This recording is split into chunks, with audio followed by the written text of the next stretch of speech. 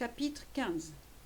Alors Moshe et les enfants d'Israël chantèrent l'hymne suivant à Yahweh. Ils dirent: Chantons à Yahweh, il est souverainement grand. Coursiers et cavaliers, il les a lancés dans la mer. Il est ma force et ma gloire, Yahweh. Je lui dois mon salut. Voilà mon Elohim. Je lui rends hommage. Elohim de mon père, je le glorifie. Yahweh est le maître des batailles. Yahweh est son nom. Les chars de Pharaon et son armée, il les a précipités dans la mer. L'élite de ses combattants se sont noyés dans la mer des joncs. L'abîme s'est fermé sur eux. Au fond du gouffre, ils sont tombés comme une pierre. Ta droite, Yahweh, est un signe par la puissance. Ta droite, Yahweh, écrase l'ennemi. Par ta souveraine majesté, tu renversas tes adversaires. Tu déchaînes ton courroux, il les consume comme du chaume.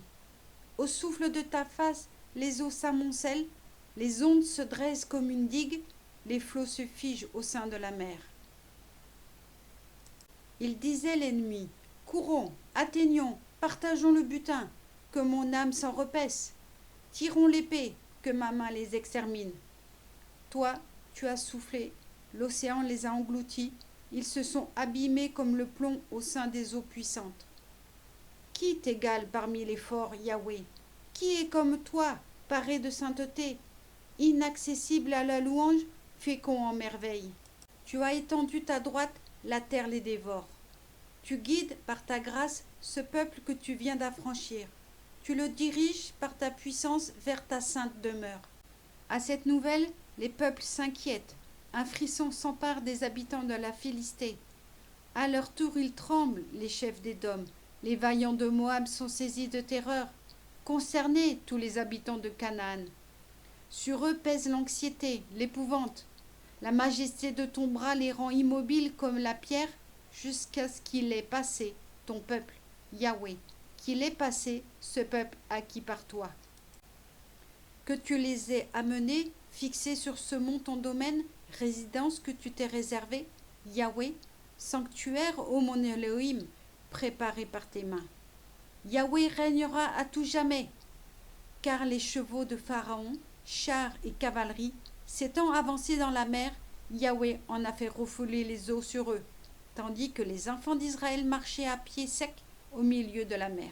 Myriam la prophétesse, sœur d'Aaron, prit en main un tambourin, et toutes les femmes la suivirent avec des tambourins et des instruments de danse.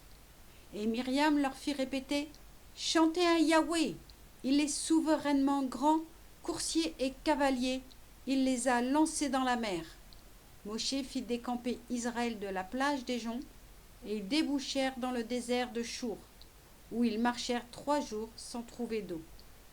Ils arrivèrent à Mara, or ils ne purent boire l'eau de Mara, elle était trop amère, c'est pourquoi on nomma ce lieu Mara. Le peuple murmura contre Moshe, disant: Que boirons-nous? Moshe implora Yahweh, celui-ci lui indiqua un bois, qu'il jeta dans l'eau, et l'eau devint potable. C'est alors qu'il lui imposa un principe et une loi, c'est alors qu'il le mit à l'épreuve.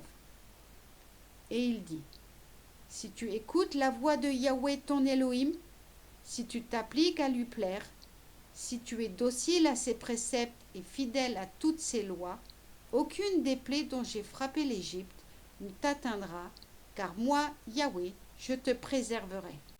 Ils arrivèrent à Élim, là étaient 12 sources d'eau et 70 palmiers. Ils y campèrent près des eaux.